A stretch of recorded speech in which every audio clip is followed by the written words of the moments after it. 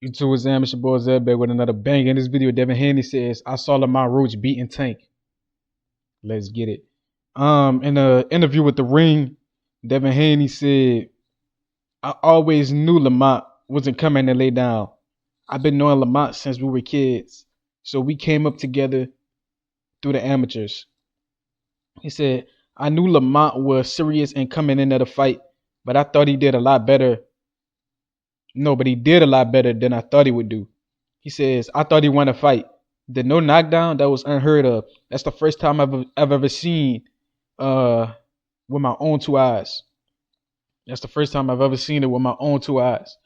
Right? So he referring to the knockdown when Tank took a knee and the ref started counting, and then Tank started arguing with the ref.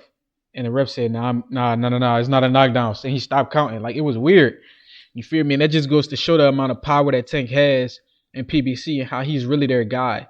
Right? He's the PBC's guy. He their money man. He gonna make a money. His name alone bring in all the casual fans. And casual fans are good because it brings more attention to the sport that we all love. However, casual fans have a tendency of running with the first narrative they hear without questioning it, without researching. Casual fans have a tendency of doing things like that. And the casual fans were saying things like Tank landed the biggest punches of the fight, or Tank hurt Lamont worse, or this and this and that. The reality of the situation is Tank the only guy that got stumbled in this fight. Lamont Roach was taking Tank's punches like it wasn't nothing, and he stumbled Tank 2 or 3 times. And he made Tank take a knee after he jabbed him in the eyeball. Right? He hit Tank in the eye. He hit him with a right hook, jabbed him in the eyeball, and Tank took a knee. Talking about my eyes. So that just goes to show it's corruption in boxing.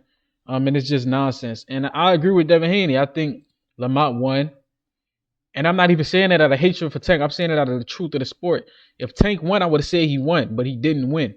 You feel me? So I think Lamont beat him. But I find it funny how everybody say they knew Lamont. They knew he was a dog, right? They said they knew his talent growing up with him. The first person that said it was Shakur on Cigar Talk with Najee. He said, I came up with Lamont. I sparred him, so I knew he was tough. I knew he was a dog. And Devin said the same thing. So it just make me think, if they knew he was a dog, why was Tank really trying to challenge himself? Was Tank really challenging himself, or was he cherry picking and overlooking this guy? Right? Because either Tank thought he was easy working, got cocky, or he thought this was a really tough fight. Either he was cherry picking or he thought it was a really tough fight. And I think he was cherry picking. And we seen, in boxing, cherry picks can go terribly wrong. I think he tried to cherry pick. I don't think he really thought of him as a serious level threat, because if he wanted to fight the serious level threats, he would have fought Shakur and Devin and all those guys. But I think it was just a cherry pick going wrong, bro. Even we saw Devin Haney lose to a cherry pick, and Ryan Garcia, that was a cherry pick going wrong. Cherry picks go wrong all the time. Tim Tszyu tried to cherry pick Bachram. That cherry pick went wrong.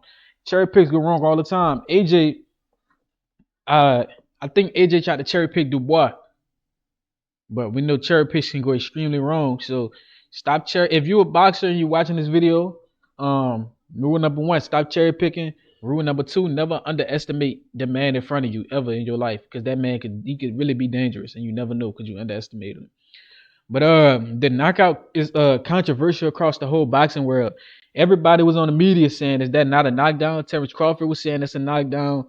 They was trying to flip it on Terrence, saying they didn't count his knockdown versus what's your boy name? Kavaliauskas. But the thing is, that knockdown, it was even if they counted the knockdown, Terrence Crawford still knocked out your boy. Tank Davis went to decision. You feel me? So I guess they could say that Bud knockdown didn't get called, but at the end of the day, Bud got the stoppage. Tank Davis went to decision, and we saw him take a knee in front of the whole world. So it's just funny, bro. It's really hilarious. Like, I get to laughing at it because it's like Tank Davis was just screaming corruption with Saudi and Turkey, with the Carlos Adames versus the Hamza Shiraz. And with all means and purposes, I do think that was a bit of corruption. But you gotta keep it 100. You can't scream corruption and then participate in it, right? He was criticizing Turkey for corruption, and then we saw him do the same thing. You feel me? So that just go to show that, guys, if you push narratives, or if you're going to push a narrative, at least be consistent. Right? If you're going to push a narrative, be consistent. You feel me? We saw Errol Spence get exposed for pushing narratives. He was saying Bud too small. I'm the A side. Bud got to come over to this side of the street. His resume weak. They were saying everything but let's fight. And the deeper I get into boxing, the more I realize Errol was on the same shit Tank Davis on, using that BS, the nonsense excuses as a way to duck the big fights. I just hope Tank Davis actually win his big fights and he don't turn out like Errol and run from his best competition for 5 years just to get stumped on. That better not happen to Tank. He better not get stumped on by Shakur, Devin. Because if he does, he gonna never hit the end of it. Because he was talking that I'm the ace side. They don't bring nothing to the table. Their resumes weak. What have they done in boxing? He was saying all type of crazy stuff like that. That's what Tank's saying. Tank Davis using the Errol Spence method.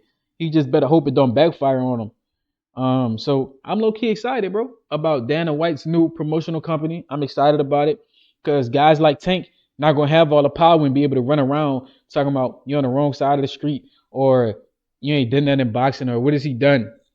Tank the the next Tank Davis, who's going to be on Dana White's promotional company, gonna have to fight the best. He's gonna be contractually obligated to fight the best guys. So that's why I'm excited. Let me know what y'all think, man. Like, comment, subscribe, turn the post notifications on, cause I'm Shadow, man. Turn on your post notice. Till next time, man.